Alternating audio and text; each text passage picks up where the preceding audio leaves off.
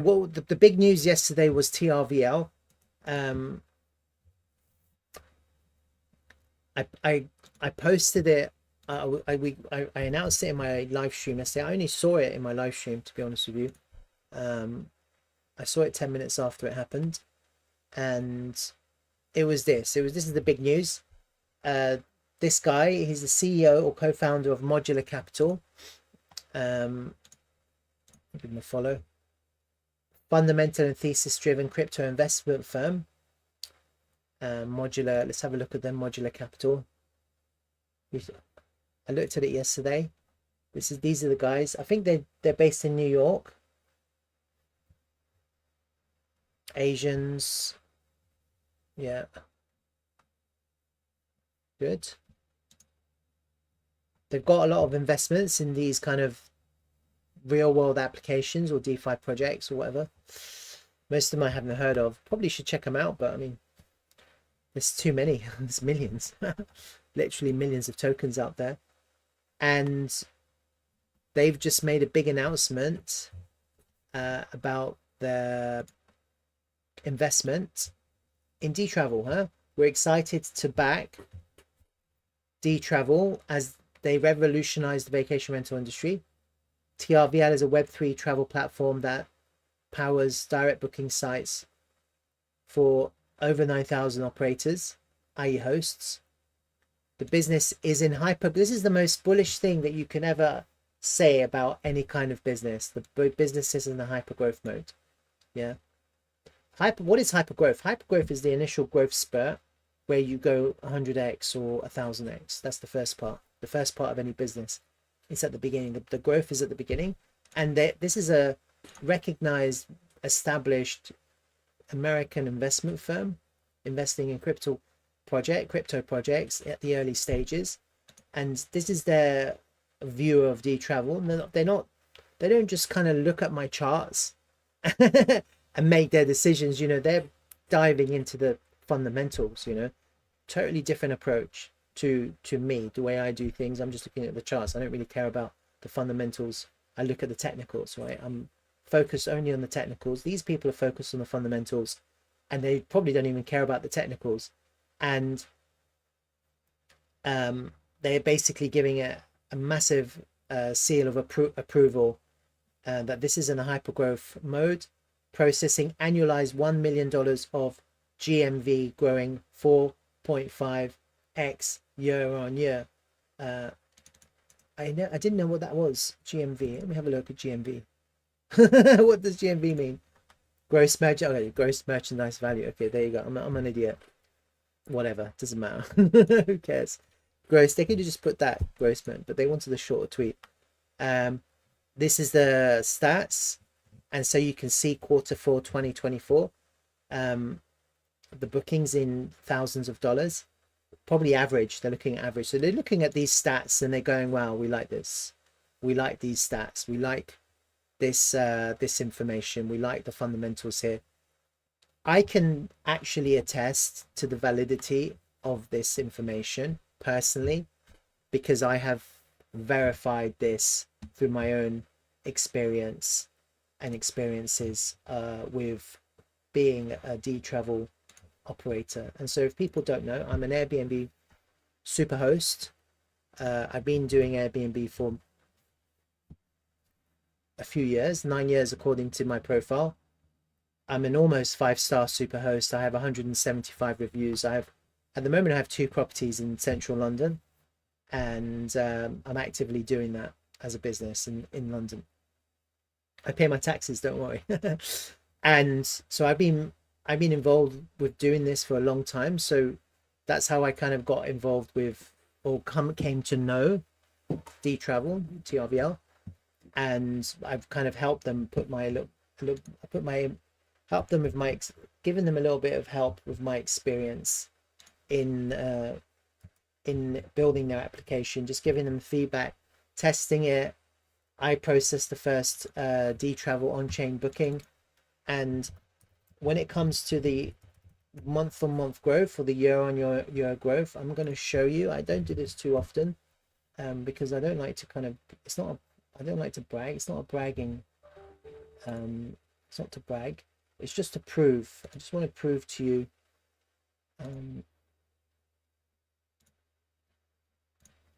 that it's working. Hold on, I'm just doing it now. Just logging in, actually.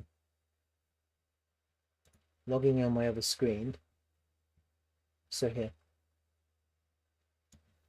I'm going to pull it over. So yeah, so ever since I've launched my business on Dtravel, I'm still on Airbnb, and this is what you have to understand. I don't go off Airbnb to be on Dtravel. I'm on both. I'm on booking.com as well. I'm on all three, and I'm not on VRBO because I don't really like it. So it's not mutually exclusive. You don't have to be on one or the other. You can be on all three. You can be on as many as you want, actually. You can even have, you can do all kinds of things. And so through Dtravel, I've completed 27 bookings to date. And this is my 45,000 plus realized earnings. So I'm attesting to the truth of this statement. Like, I've experienced it. It's not a joke. It's a real, this is real numbers. These aren't made up numbers. They didn't make this up, because I've actually processed that much value has come to me through the Dtravel peer-to-peer application.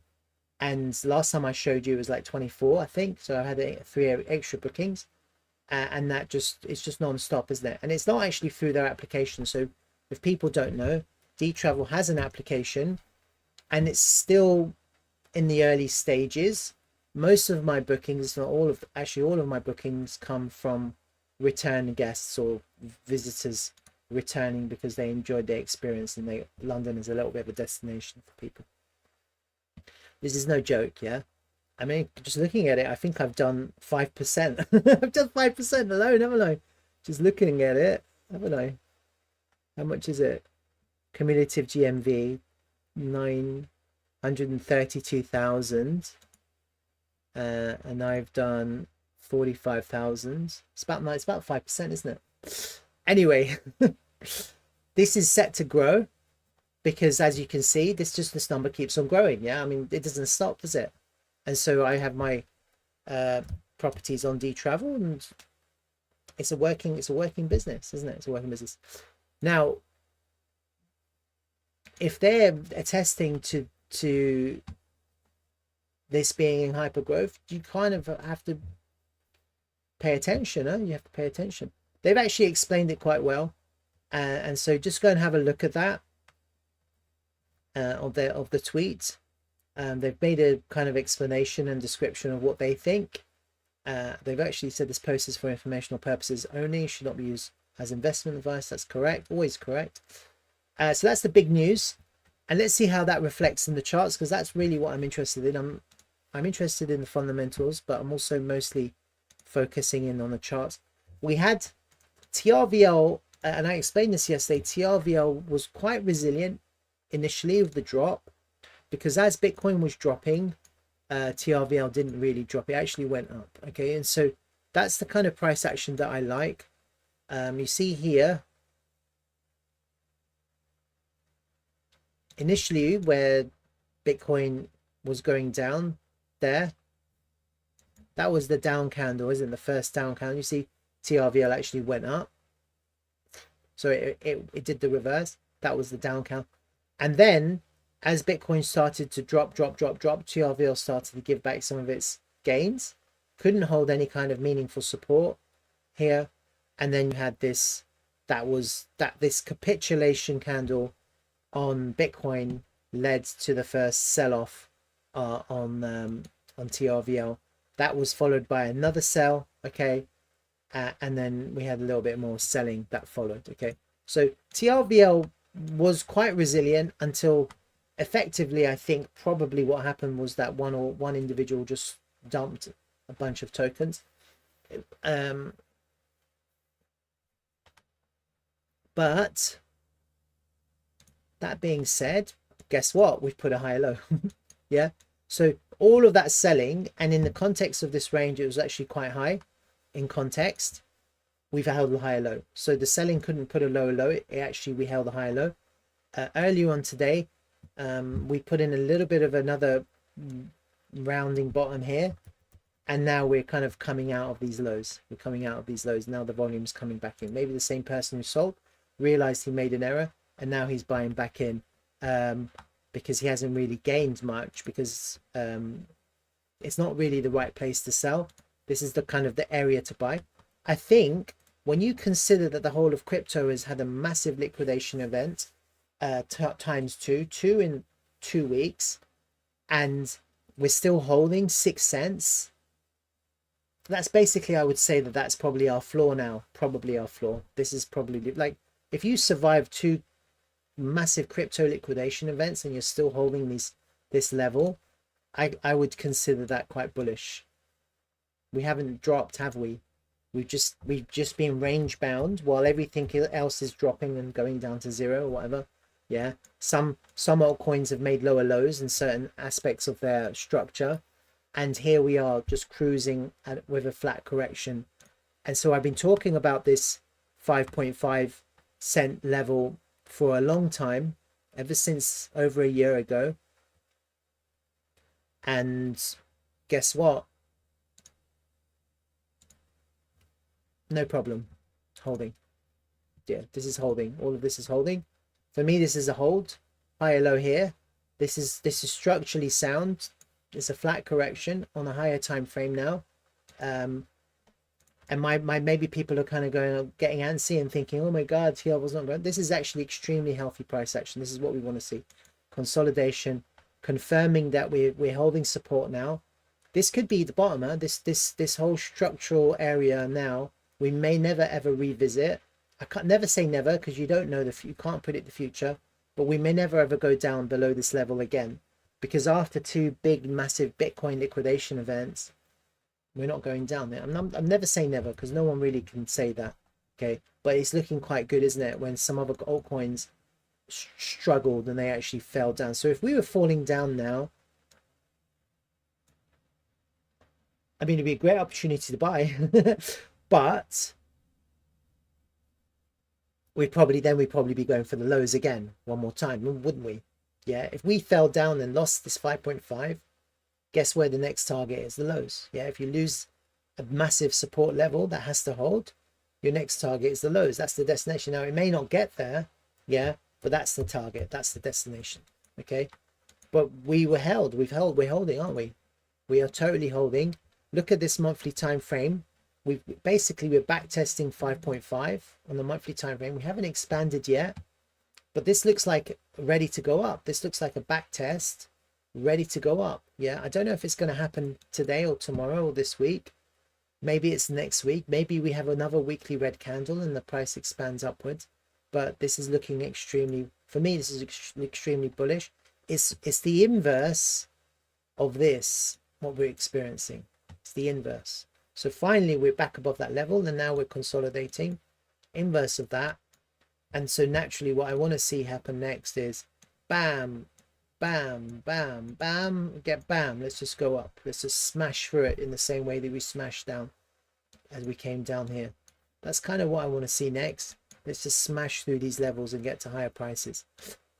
So I don't think anyone should sell. If you don't know what to do with your TRVL, okay, and this is really important, add liquidity to Aerodrome, yeah, match it with some USDT. I don't know how to do it, actually maybe here. Deposit liquidity, this is it. If you don't know what to do with TRVL, you want to make good interest, you want to earn some money while your TRVLs are sitting around doing nothing, go and add your liquidity to Aerodrome. That's what we need. We need more liquidity on Aerodrome as soon as possible. So this is my one big advice to everyone. I don't know how this works, to be honest with you. There it is, look there. So at the moment, the total value locked is $549,000, and the APR is 8.28%. Okay, and volume's quite low at the moment, $20,000. But this is really good, yeah. So you can add your liquidity. Let's increase the liquidity here. You see, look, you can deposit here. New deposit. I haven't done this yet. That's pretty good APR, isn't it? And so effectively what you have to do is you have to deposit TRVL and ETH together as a pair.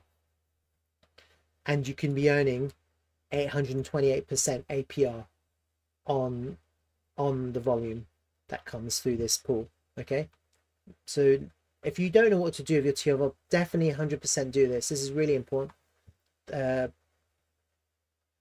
Look, the volume on Aerodrome is $7.4 billion. I don't know what the time frame is. Okay, and we're only getting 20,000 volume. So the possibility of TRVL attracting some of that liquidity in the future is high, right? So this is definitely what we should be doing. So this looks good. Let's just see what happens next. Hopefully a breakout. Yeah, hopefully a breakout.